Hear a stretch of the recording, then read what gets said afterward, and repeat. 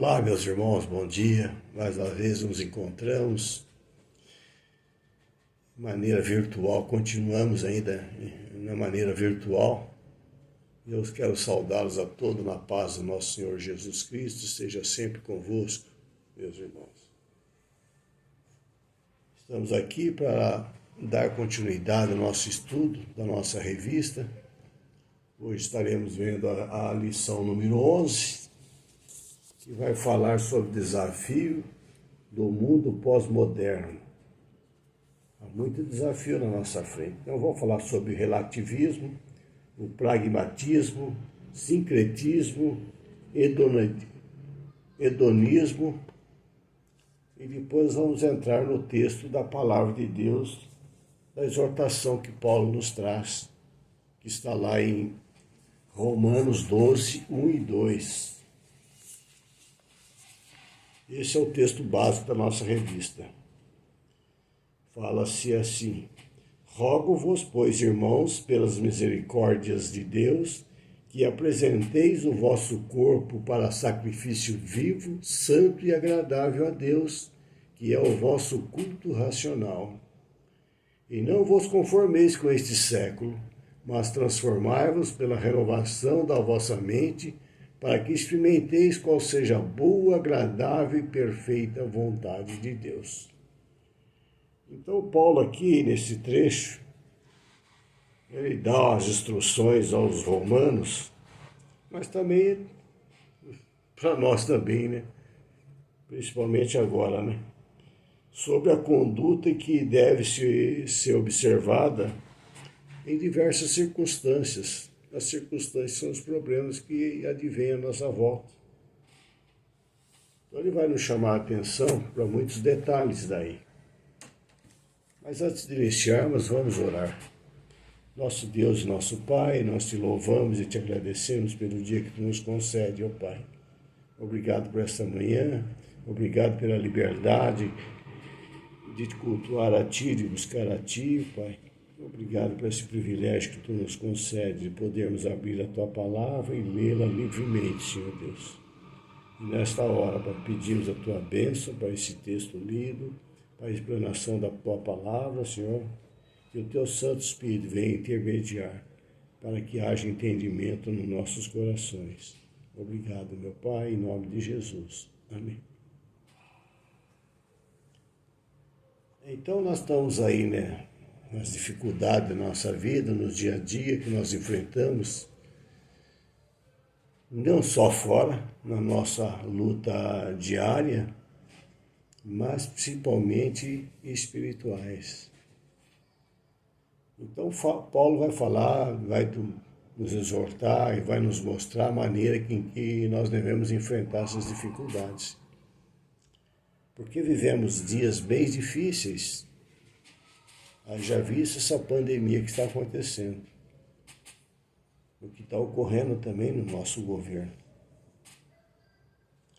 Além do tudo, nós temos que enfrentar as coisas também difíceis, problemas na nossa vida espiritual. Semana passada nós vimos o pluralismo que impera no mundo atual. Mas há outros desafios a serem enfrentados para nós cristãos, na busca de uma vida cristã segundo os mandamentos do Senhor. Então são desafios que precisam ser enfrentados. De uma maneira geral, é possível afirmar que a vida cristã possui características e objetivos bem comuns em todos os momentos da história. 1 Pedro 3,15, ele fala lá em santificar o corpo no coração. Desculpa, irmãos. Santificar a Cristo no coração. Por exemplo, ela se aplica a todos os cristãos em todos os momentos da história. Então nós somos chamados por Deus para viver uma vida cristã num tempo específico, que é o momento que nós estamos vivendo e vamos viver até Ele nos chamar. E a forma predominante da religiosidade pós-moderna é de peregrinação. Nós somos peregrinos aqui. Nós estamos peregrinando rumo a Canaã celestial. E nós não podemos parar no caminho. Não podemos ser a mulher de Ló, parar e olhar para trás, para as belezas que ficaram. Prossigo para o alvo que está proposto em Cristo Jesus. Porque a religião é vista pelas pessoas como um meio de conseguir e resolver problemas que a ciência, a técnica, a política não conseguem resolver. As necessidades de saúde física, saúde emocional, o amor, o companheirismo, elas não são supridas pela sociedade. Por isso as pessoas buscam religiões para que satisfaçam essas necessidades. Nem todas vão encontrar na religião a sua satisfação. Eles vão encontrar um Senhor Jesus Cristo que vai pedir exclusividade, vai pedir ser o seu Senhor, e muita gente não está disposta a aceitar isso. Porque somente em Jesus Cristo pode fazer plenamente a necessidade humana e transformar o nosso interior. Somente Ele. Então essas pessoas sedentas buscam respostas em várias religiões que se apresentam no mercado de bens simbólicos que proliferam por aí, né? Por exemplo, você dá uma passeadinha pelo caminho de Santiago, toma um chazinho do Santo Daime, vai pedir bênção à Mãe Teresa, ao Pai João, entrega um dinheirinho na Universal, pega uma aguinha benta na Catedral. Então essa religiosidade pós-moderna não sabe o que é fidelidade, não sabe o que é temor a Deus, a não ser fiéis aos interesses próprios. E isso pode chamar de egoísmo. O egoísmo está tão presente na vida, na nossa vida e na vida dos crentes também. Porque você vê crentes que estão assistindo coisas aí absurdas, né? Assiste tudo que tem na TV, nos rádios, no celular, né? Frequenta todas as reuniões de diferentes igrejas, procurando em alguma das igrejas aquilo que é melhor para si. Então, onde houver uma bênção, uma oferta de bênção, aí também estará o crente, estará. Mas fidelidade a Deus, temor a Deus, ela começa aqui dentro de casa. Para poder dar testemunho aos peregrinos pós-modernos, precisamos aprender a ser fiel a Deus, seguindo o exemplo de Jesus Cristo. E Paulo nos fala lá, não vos conformeis com este século ou com o tempo presente que vivemos. Paulo nos adverte que não sejamos ingênuos ao ponto de repetir as mesmas práticas da cultura caída e sermos servos do pecado novamente. O cristão deve ser um não conformista. Nós devemos ser um protestante na acepção da palavra.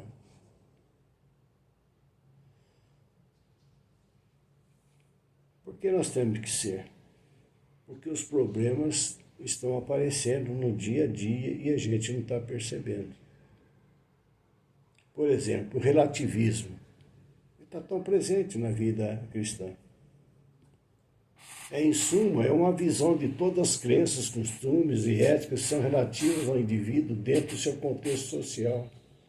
Para eles não existe um padrão universal de moralidade, ninguém tem direito de julgar os costumes de outras sociedades. Estes relativistas acreditam que todas as culturas são iguais, dignas de igual valor. Eles veem a verdade como variável e não há algo absoluto. Para eles tudo é relativo. E não me espante que essa sociedade adote esses princípios, como também dentro da igreja também adota esses princípios. Pois acabam chamando o mal de bem e o bem de mal. Faz das trevas luz e das luzes trevas. Isaías fala isso lá em 5:20. Porém, ver que dentro das nossas igrejas o relativismo tem crescido, isso deve incomodar-nos, a gente muito. Deve nos incomodar. Cada um procura o seu bem-estar. Às vezes procuramos até realizar algumas coisas para o nosso consumo material, adaptando a palavra de Deus. Mas os problemas não param por aí. Aí vem o pragmatismo. Então, o pragmatismo é a abordagem que diz que uma igreja pode usar métodos efetivos para ganhar pessoas para Jesus, para fazer discípulos, para crescer como igreja ou edificar um reino. A igreja pode adotar qualquer estrutura, programas ou estratégias que funcionam para alcançar as pessoas para Cristo, contanto que a iniciativa não seja obviamente pecaminosa.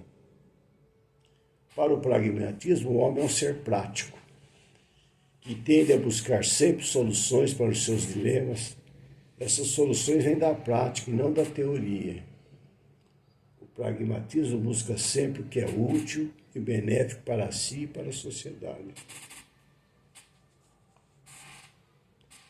Então vivemos em tempo de desconsideração com a verdade. Cada um parece defender e viver de acordo com o que pensa ser mais correto. No entanto, a palavra de Deus nos ensina que temos uma postura diferente. Ela nos revela absolutos e princípios éticos normativos, são as leis de Deus. E Deus estabeleceu sua igreja como coluna e baluarte da verdade. E eu louvo a nossa igreja porque ela é fiel à palavra.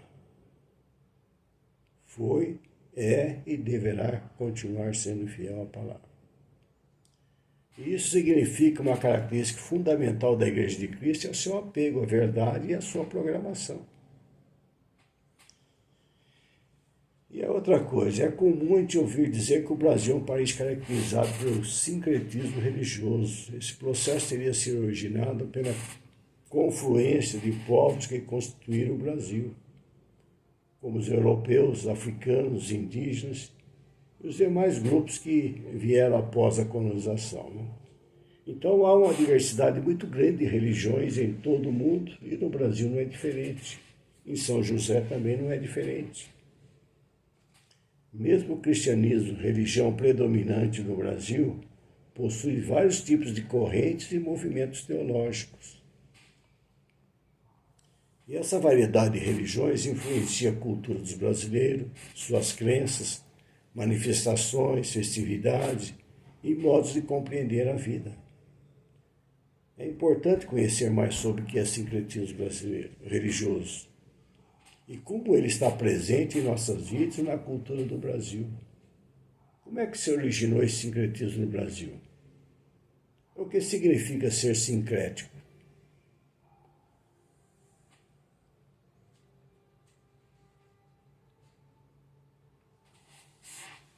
O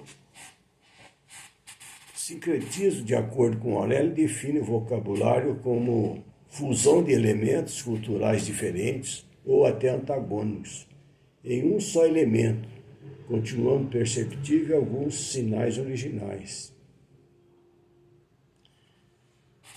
Então, a fusão de elementos de igrejas, de costumes nas igrejas. Nós vamos ver um pouquinho mais para frente isso daí. Então a fé bíblica não pode se misturar com outras crenças.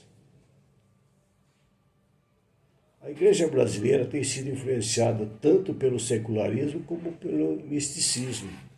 Na verdade, o adversário de nossas almas ele é astuto e de forma incisiva tem atacado a igreja do Senhor.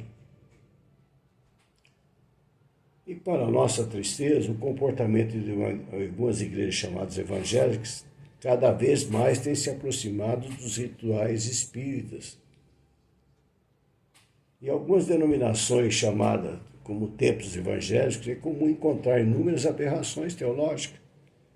Tais igrejas, de forma sincrética, têm usado em seus cultos o sal grosso para espantar o mal-olhado. Fazem terapia de amor que traz a pessoa amada em 7 dias. Acreditam em videntes espirituais, distribuem balas consagradas para abençoar as crianças, frequentam as reuniões de descarrego, elaboram despacho gospel, maldição hereditária, expulsam encosto, fazem atos proféticos e muito mais.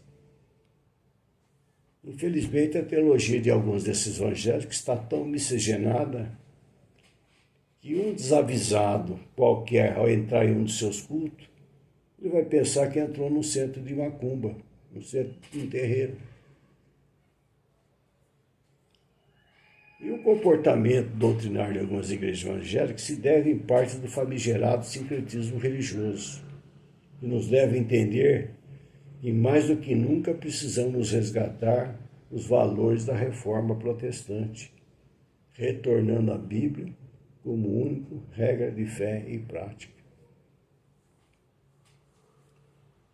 O reverendo Augusto Nicodemos demonstra o problema no Brasil falando sobre o misticismo supersticioso no apego aos objetos sagrados, e ele vai revelar o seguinte: o catolicismo no Brasil, por sua vez influenciado pelas religiões afro-brasileiras, semeou misticismo e superstições durante séculos na alma brasileira, tais como milagres dos santos, uso de relíquias, aparições de Cristo e Maria, objetos ungidos e santificados, água benta e outros. Então hoje há um crescimento espantoso entre os setores evangélicos no uso de copo d'água, rosa ungida, sal grosso, pulseiras abençoadas, peças de roupas, né? E vai um monte, aí oração no monte, né? Óleo das oliveiras de Jerusalém, né? É infindável isso aí. É infindável e não tem limite à imaginação dos líderes religiosos e também à credulidade do povo.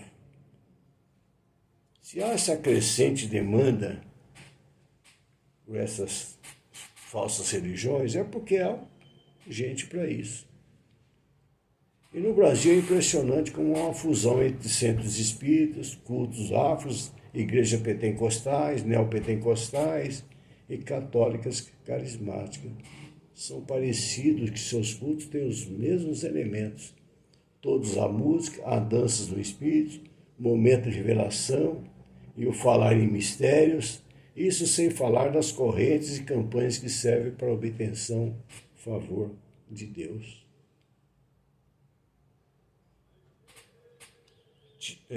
Tito fala lá em 2:11, portanto, a graça de Deus se manifestou salvadora a todos os homens. Então nós devemos praticar a fé cristã sem emendas, sem rasuras, sem vínculos estranhos, sem desvirtuamento que nos compromete diante de Deus. A aliança da igreja só pode ser firmada com o Senhor Jesus Cristo, que é o Senhor da igreja. Outro problema que nós enfrentamos dentro da igreja, na nossa vida cristã, é o hedonismo, é a filosofia do prazer. Para os hedonistas, o prazer é a principal motivação do homem. Se algo faz você sofrer, abandone o que traz sofrimento. Se o sexo traz a você sofrimento em razão de privação, então seja um celibatário. Se uma determinada conduta vai trazer a você consequências ruins, não a pratique. Portanto, a ética hedonista é utilitarista, porque leva em consideração que se tal conduta será útil ou não a quem pratica. Então, diante deste mundo materialista, focado nos resultados e nas estatísticas, racionalizado e desumanizado, voltado apenas para as posses materiais e para os valores concretos. Mais do que nunca, o crente está buscando a vida ter reais. Seu bem, seu prazer, seu bem-estar, importante sou eu.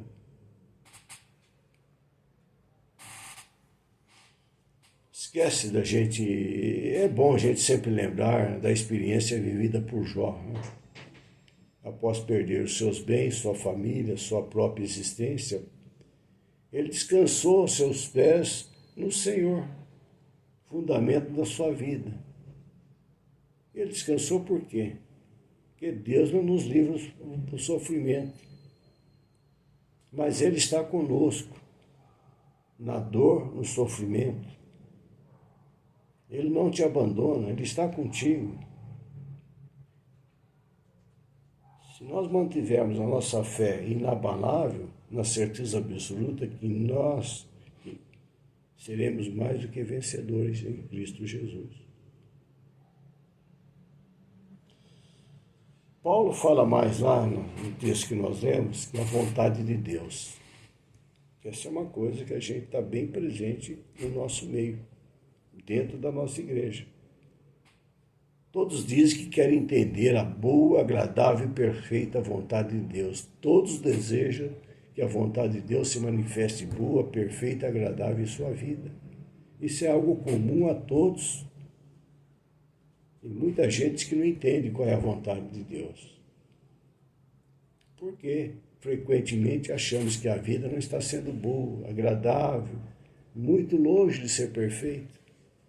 Isso ocorre porque acreditamos que o motivo da vida ser pouco agradável está nos problemas que nós enfrentamos. E aí vem a nossa murmuração. Problemas na saúde, na vida financeira, nos relacionamentos, na família e etc. Então logo nós pensamos que a vontade de Deus é totalmente incompatível com esses problemas. Então acreditamos que somente iremos viver a boa, perfeita e agradável vontade de Deus se os problemas desagradáveis sumirem de nossa frente. Ao contrário, a vida continua amarga fora da vontade de Deus. Mas a grande notícia é que nenhum desses problemas pode impedir de experimentar a agradável e perfeita vontade de Deus. Nenhum problema te impede de experimentar a agradável e perfeita vontade de Deus.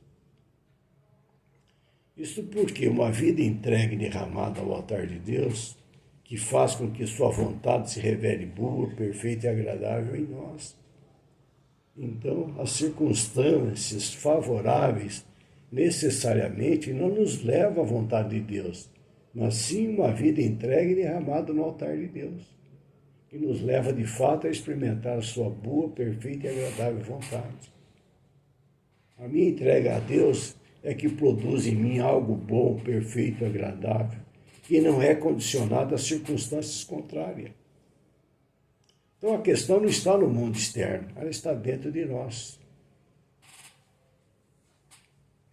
Mas Paulo fala um pouco mais da transformai-vos pela renovação da vossa mente. Segundo a linguagem bíblica, a renovação da mente acontece quando nos despimos do velho homem e nos vestimos do novo homem, que se renova pelo poder do Espírito de Deus em nós.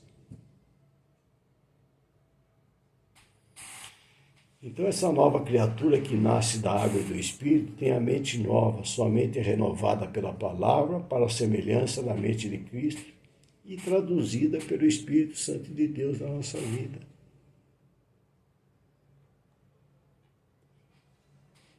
Mas Paulo fala um pouco mais ainda lá, para que experimenteis. Experimentar aqui também pode ser entendido por provar, saborear, conhecer, né? E o Salmos 34:8 diz: provai e vede que o Senhor é bom, bem-aventurado o homem que nele confia. Paulo mostra que uma vez transformada a nossa mente, seremos capazes de experimentar a boa, agradável e perfeita vontade de Deus. Só podemos ver a manifestação do Senhor em nossas vidas quando a nossa mentalidade está transformada. Então assim seremos embaixadores de Cristo aqui na Terra. As Escrituras nos mostram que o cristianismo é a única forma da religião que conduz a Deus de forma correta. E por quê? Porque somente Jesus Cristo é o caminho, a verdade e a vida. Assim, diante dos problemas do pluralismo, do relativismo, do pragmatismo, do sincretismo, do hedonismo, tão presente no nosso tempo, então vem a palavra de Deus, que é a nossa bússola, que aponta na direção correta. Ela nos apresenta as instruções de como lidar com essas questões tão desafiadoras do nosso tempo. Você nunca experimentar qual é a verdadeira vontade de Deus para a tua vida, se não viver plenamente a nova vida que Ele chamou a viver. Tornar-se uma nova criatura é o resultado direto de quando você busca renovar sua própria mente com a leitura e estudo da Palavra de Deus, deixando assim tua vida ser transformada por esta mesma palavra. Então, meus irmãos, nunca é tarde para vivermos essa experiência. Não deixe para oferecer a Deus o seu sacrifício vivo quando você não tiver mais força alguma, quando você estiver bem velhinhos, com tremor nas pernas. Ela deve ser com vida, bem viva, que ainda temos. Ofereça seu corpo saudável, cheio de vida e energia para o Senhor. Sacrifício vivo não é pensar constantemente sobre Deus, mas dar comandos ao corpo para que este manifeste as ações que representam uma vida ofertada a Deus. Pelos padrões do mundo, você estará desperdiçando sua vida. Você estará tendo uma vida descartável. Mas aos olhos de Deus, você está sendo visto como um sacrifício vivo e agradável. Bem, meus irmãos, o que nós tínhamos para vocês, para este dia, para este estudo, era isso. Que Deus abençoe você e o Espírito Santo de Deus complete no seu coração o que faltou da minha parte. Receba um abração virtual. Até a próxima semana. Fique com Deus.